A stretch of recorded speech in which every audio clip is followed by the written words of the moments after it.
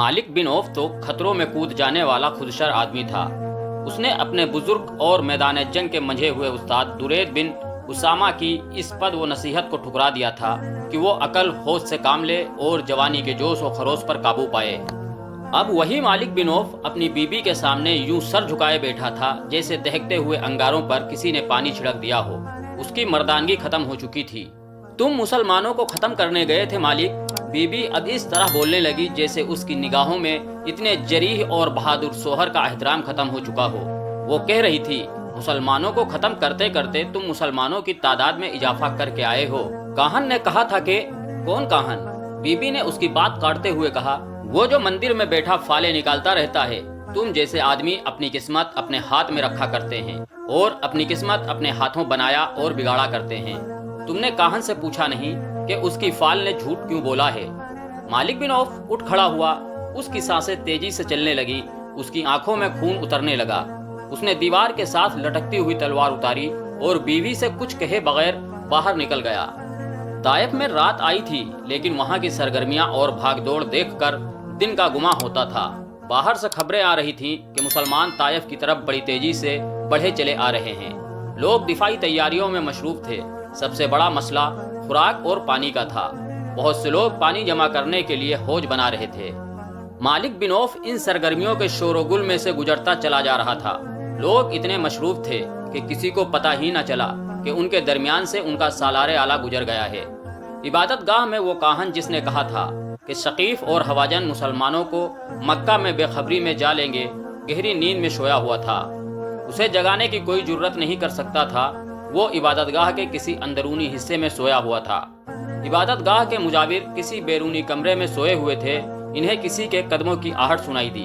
ये उनके फराइज में शामिल था कि काहन के कमरे तक किसी को न पहुंचने दें। 2-3 मुजावर उठकर बाहर आ गए। एक के हाथ में मसाल थी। मालिक बिन औफ, एक मुजावर ने मालिक के रास्ते में आकर कहा, काहन जो इस वक्त तुम्हें सोया नजर आएगा वो लात के हुजूर में गया हुआ है। इस हालत में उसके पास जाओगे तो? मालिक बिन औफ ऐसी जहनी कैफियत में था जिसने उसके दिल से काहन का तकद्दुस और खौफ निकाल दिया था। एक तो वो बहुत बुरी शिकस्त खाकर आया था, दूसरे उसकी उस बीवी ने उसे धुतकार दिया था जिसे वो दिलो जान से चाहता था। उसने मुजाविर के हाथ में पकड़े हुए मसाल के डंडे पर हाथ मारा और उसके हाथ से मसाल छीनकर काहन के कमरे की तरफ चला गया। मुजाविर उसके पीछे दौड़े, लेकिन वो काहन के कमरे में दाखिल हो गया। काहन मुजाविर के शोर से जाग उठा था। अपने कमरे में मशाल की रोशनी देखकर उठ बैठा। मालिक बिन औफ ने मसाल दीवार में उस जगह लगा दी जो इसी मकसद के लिए दीवार में बनाई गई थी। मुकद्दस काहन, मालिक बिन औफ ने कहा, मैं पूछने आया हूँ कि तुम्हारी शिकस्त का सबब क्या हुआ? काहन ने उसकी बात पूरी करते हुए कहा, क्या मैंने कहा नहीं था कि एक हाम की कुर्बानी दो? और मुकद्दस काहन, मालिक बिन औफ ने कहा, तुमने ये भी कहा था कि हाम ना मिले तो अपने कबीले से कहो कि अपने खून की और अपनी जानों की कुर्बानी दें। तुमने कहा था कि हाम की तलाश में वक्त जाया ना करना। तुमने कहा था कि मुसलमान लड़ने के लिए तैयार नहीं होंगे। क्या तू अपने देवता से बात पुरश करने आया है कि दुश्मन ने तुम्हें शिकस्त क्यों दी है? काहन ने पूछा। मैंने कहा था कि पीठ न दिखाना। क्या तेरे लश्कर ने पीठ नहीं दिखाई? तेरे लश्कर में तो इतनी सी भी गैरत नहीं थी कि अपनी औरतों और अपने बच्चों की हिफाजत करता। मैं पूछता हूँ, तुमने क्या किया? मालिक बिन औफ ने पूछा। अगर सब कुछ हमें ही करना था तो तुमने क्या कमाल दिखाया? तुमने क्यों कहा था कि मुसलमानों को उस वक्त पता चलेगा जब तुम्हारी तलवारें इन्हें काट रही होंगी? क्या तुमने हमें धोखा नहीं दिया? क्या ये दुरुस्त नहीं कि मोहम्मद सच्चा है जिसने तुम्हारी फाल को झुठला दिया है? अगर तुम काहन ना होते तो मैं तुम्हें कत्ल कर देता। अब ताइफ पर बहुत बड़ा खतरा आ रहा है। क्या तुम अपने देवता की बस्ती को बचा सकते हो? क्या मुसलमानों पर कहर नाजिल कर सकते हो? पहली बात ये सुन ले औफ के बेटे, काहन ने कहा। काहन को दुनिया की कोई ताकत कत्ल नहीं कर सकती। काहन की जब उम्र खत्म होती है तो देवता लात के वजूद में तहलील हो जाता है। तुम मुझ पर तलवार उठाकर देख लो। और दूसरी बात यह है कि मुसलमान ताइफ तक पहुंच सकते हैं, यहाँ से जिंदा वापस नहीं जा सकते। जिस वक्त मालिक बिन औफ काहन के कमरे में दाखिल हुआ था उस वक्त किसी इंसान की शक्ल का एक साया इबादतगाह की अकबी दीवार पर रेंग रहा था। वो जो कोई भी था वो अपनी जान का खतरा मोल ले रहा था। ये मालिक बिन औफ ही था जो सरदारी के रौब में रात के वक्त काहन के कमरे तक पहुंच गया था। यह इबादतगाह सदियों पुरानी थी। अकबी दीवार में छोटा सा सिगाब था। वो इंसान जिसका साया दीवार पर रेंग रहा था इस सिगाफ में दाखिल हो गया। आगे ऊंची घास और झाड़ियां थीं। वो इंसान घास और झाड़ियों में से यूं गुजरने लगा कि उसके कदमों की आहट या हल्की सी सरसराहट भी सुनाई नहीं देती थी। वो घास और झाड़ियों में से गुजरकर उस चबूतरे पर जा चढ़ा जिस पर इबादतगाह की इमारत खड़ी थी। उस तरफ के दरवाजे के किवाड़ दीमक खुर्दा थे। वो इंसान दीमक खाए हुए इन किवाड़ों में से गुजरकर इबादतगाह में दाखिल हो गया। आगे तारीख नुमा गर्दिश थी। उस इंसान ने जूते उतार दिए और दबे पांव आगे बढ़ता गया। इस घुप अंधेरे में वो यूं चला जा रहा था जैसे पहले भी यहाँ कभी आया हो। वो गुमनाम गर्दिश की भूल भुलैयों में से गुजरता काहन के कमरे के करीब पहुंच गया। उसे काहन की और किसी और की बातें सुनाई दी। वो मालिक बिन औफ था जो काहन के साथ बातें कर रहा था। यह इंसान रुक गया। इसे काहन के कमरे से आती हुई मशाल की रोशनी नजर आ रही थी। मालिक बिन औफ काहन से इतना मरऊब हुआ कि वो सर झुकाए हुए वहां से निकल गया। ये इंसान जो करीब ही कहीं छुप गया था आगे बढ़ा। काहन दरवाजे की तरफ देख रहा था। उसकी आंखें हैरत से खुल गईं क्योंकि उसके सामने एक जवान लड़की खड़ी थी। इस लड़की को वो पहचानता था। ये वही यहूदी लड़की थी जिसे एक ज़ईफुल उम्र यहूदी काहन के पास तोहफे के तौर पर लाया था, और इस लड़की के साथ उसने सोने के 2 टुकड़े काहन की नजर किए थे। ये काहन का इनाम या मुआवजा था। काहन ने उसे यकीन दिलाया था कि शकीफ और हवाजन के कबीले मुसलमानों को मक्का में हमेशा के लिए खत्म कर देंगे। उसने इस बूढ़े यहूदी से कहा था कि देवता लात का इशारा कभी गलत नहीं हो सकता। मैं हैरान हूँ कि तुम जैसी जहांदीदा बुजुर्ग ने धोखा खाया। लड़की ने उसे कहा था। मुझे इस मकरूह काहन के किसी एक लफ्ज पर यकीन नहीं आ रहा था। मैंने तुम्हारे हुक्म से अपनी असमत कुर्बान कर दी। मेरे हुक्म से नहीं, बूढ़े यहूदी ने कहा था, खुदाए यहूदा के हुक्म से तुम्हारी असमत की कुर्बानी रायगा नहीं जाएगी। यहूदियों में ये रिवाज आम था जो अभी तक चला आ रहा है कि मैदान जंग में आने से गुरेज करते थे। वो ऐसी चालें चलते थे कि अपने दुश्मनों को आपस में लड़ा दिया करते थे। इसके लिए वो दौलत के साथ साथ अपनी बेटियों की असमत भी एक कामयाब हरबे के तौर पर इस्तेमाल करते थे। यहूदियों के मुआशरे और मजहब में असमत और आबरू की कोई कदर कीमत नहीं थी, लेकिन ये लड़की अपनी कौम से बहुत ही मुख्तलिफ साबित हुई।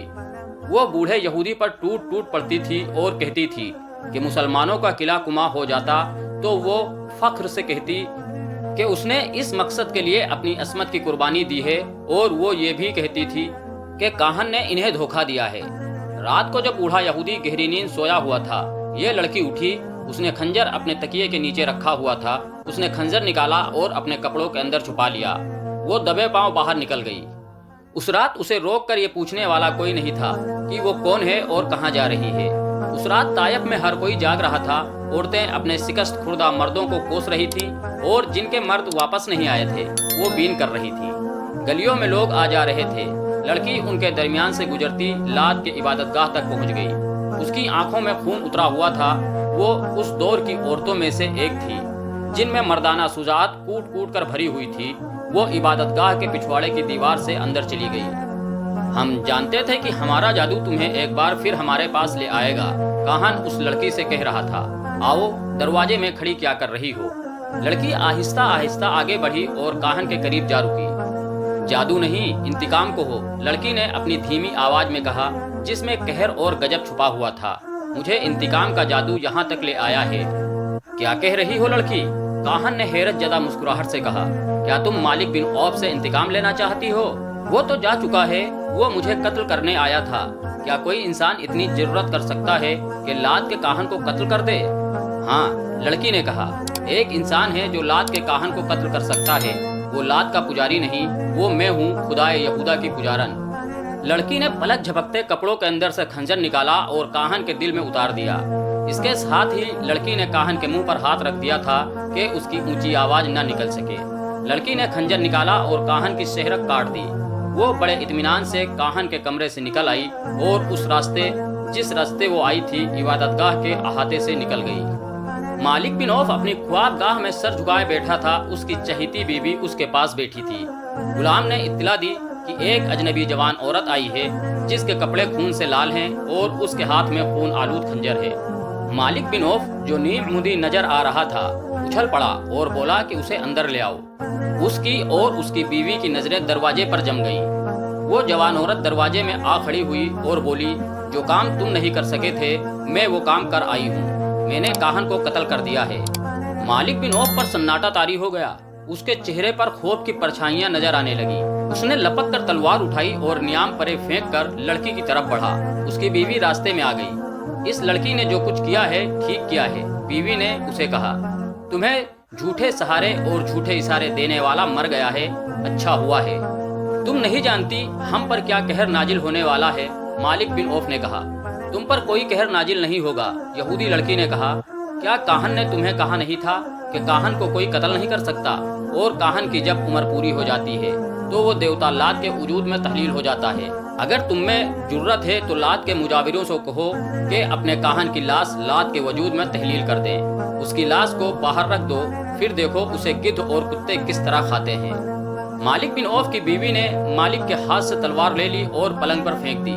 ہوش میں آ عوف کے بیٹے، بیوی نے اسے کہا، اپنی قسمت اس شخص کے ہاتھ میں نہ دے جو ایک لڑکی کے خنجر سے قتل ہو گیا ہے۔ اس نے غلام کو بلایا اور اسے کہا، یہ لڑکی ہماری مہمان ہے، اس کے غسل اور آرام کا انتظام کرو۔ مالک بن عوف کے چہرے سے خوف کا تاثر ڈھلنے لگا۔ بیوی نے اس کے خیالوں میں انقلاب برپا کر دیا۔ صبح طلوع ہو رہی تھی جب شکست اور غم کے مارے ہوئے مالک بن عوف کو دو اطلاعیں ملی۔ ایک یہ کہ رات کو کاہن کا قتل ہو گیا ہے، اور مجاور یہ کہہ رہے ہیں کہ رات مالک بن عوف کے سوا کاہن کے کمرے میں اور کوئی نہیں گیا تھا، اور نہ رات کے وقت کسی کو وہاں تک جانے کی ضرورت ہو سکتی ہے۔ مجاوروں نے یہ مشہور کر دیا تھا کہ کاہن کو مالک بن عوف نے خود قتل کیا ہے یا قتل کروایا ہے۔ مالک بن عوف کو دوسری خبر یہ ملی کہ مسلمان جو طائف کی طرف بڑھے چلے آ رہے تھے معلوم نہیں کدھر چلے گئے ہیں۔ یہ خبر ایسی تھی جس نے مالک بن عوف کے حوصلے میں کچھ جان پیدا کر دی۔ اس نے تیز رفتار گھوڑوں پر 2-3 قاصد اس راستے کی طرف دوڑا دیے جو حنین سے طائف کی طرف آتا تھا۔ اس کے بعد وہ عبادت گاہ میں چلا گیا۔ اس نے لوگوں کو بڑی مشکل سے یقین دلایا کہ وہ مقدس کاہن کا قتل کرنے کی ضرورت نہیں کر سکتا۔ لوگ پوچھتے تھے کہ پھر قاتل کون ہے؟ مالک بن عوف نے کہا کہ وہ قاتل کا سراغ جلد ہی لگا لے گا۔ وہ یہودی لڑکی کو سامنے نہیں لانا چاہتا تھا۔ اس نے لوگوں کی توجہ ادھر سے ہٹا کر مسلمانوں کی طرف کر دی جو طائف کو محاصرے میں لینے کے لیے بڑھے آ رہے تھے۔ وہ عبادت گاہ کے اندر چلا گیا۔ اس نے مجاوروں کے ساتھ کسی طرح معاملہ طے کر لیا۔ لات کے پجاریوں، ایک بوڑھے مجاور نے باہر آ کر لوگوں کو ہراساں ہجوم سے کہا، ہمارے مقدس کاہن کو کسی نے قتل نہیں کیا، وہ دیوتا لات کے وجود میں گھل مل گیا ہے۔ دیوتا لات کے حکم سے اب میں کاہن ہوں۔ جاؤ اپنی بستی کو اس دشمن سے بچاؤ جو بڑھا چلا آ رہا ہے۔ مالک بن عوف جب اپنے گھر پہنچا تو کچھ دیر بعد اس کے بھیجے ہوئے قاصد واپس آ گئے۔ انہوں نے بتایا کہ اس راستے پر جو طائف کی طرف آتا ہے مسلمانوں کا نام و نشان بھی نہیں۔ مالک بن عوف نے اپنے آپ کو دھوکے میں نہ رکھا۔ اس نے اپنے قبیلے کے سرداروں سے کہا کہ محمد اپنے دشمن کو بخشنے والا نہیں، وہ کسی نہ کسی طرف سے جوابی وار ضرور کرے گا۔ اس نے اعلان کیا کہ شہر کے دفاعی انتظامات میں کوئی کمی نہ رہنے دی جائے۔ قاصدوں نے مالک بن عوف کو بالکل صحیح اطلاع دی تھی کہ طائف کے راستے پر مسلمانوں کا نام و نشان نظر نہیں آتا، لیکن مسلمان سیلاب کی طرح طائف کی طرف بڑھے چلے آ رہے تھے۔ انہوں نے رسول اکرم صلی اللہ علیہ وسلم کے حکم سے راستہ بدل لیا تھا۔ بدلا ہوا راستہ بہت لمبا تھا، لیکن رسول کریم صلی اللہ علیہ وسلم نے اتنا لمبا راستہ اختیار کرنے کا فیصلہ اس لیے کیا تھا کہ چھوٹا راستہ پہاڑیوں اور چٹانوں میں سے گزرتا تھا۔ کھڑ نالے بھی تھے۔ رسول کریم صلی اللہ علیہ وسلم نے اپنے سالاروں سے کہا تھا کہ حنین کے پہلے تجربے کو نہ بھولو۔ مالک بن عوف بڑا کائنیا جنگجو ہے۔ آپ صلی اللہ علیہ وسلم نے فرمایا کہ طائف تک کا تمام علاقہ گھات کے لیے موزوں ہے۔ مالک بن عوف ویسے ہی گھات لگا سکتا ہے جیسی گھات میں اس نے خالد رضی اللہ تعالی عنہ بن ولید کو تیروں سے چھلی کر دیا تھا۔ رسول اکرم صلی اللہ علیہ وسلم نے جو راستہ طائف تک پہنچنے کے لیے اختیار کیا تھا وہ وادی الملیح میں سے گزرتا تھا اور وادی القرن میں داخل ہو جاتا تھا۔ آپ صلی اللہ علیہ وسلم اپنے لشکر کو وادی القرن میں سے گزارنے کی بجائے طائف کے شمال مغرب میں 7 میل دور نکل گئے اور نخیب اور سویرہ کے علاقے میں داخل ہو گئے۔ یہ علاقہ نشیب و فراج کا تھا۔ اس میں پہاڑیاں اور چٹانیں نہ ہونے کے برابر تھیں۔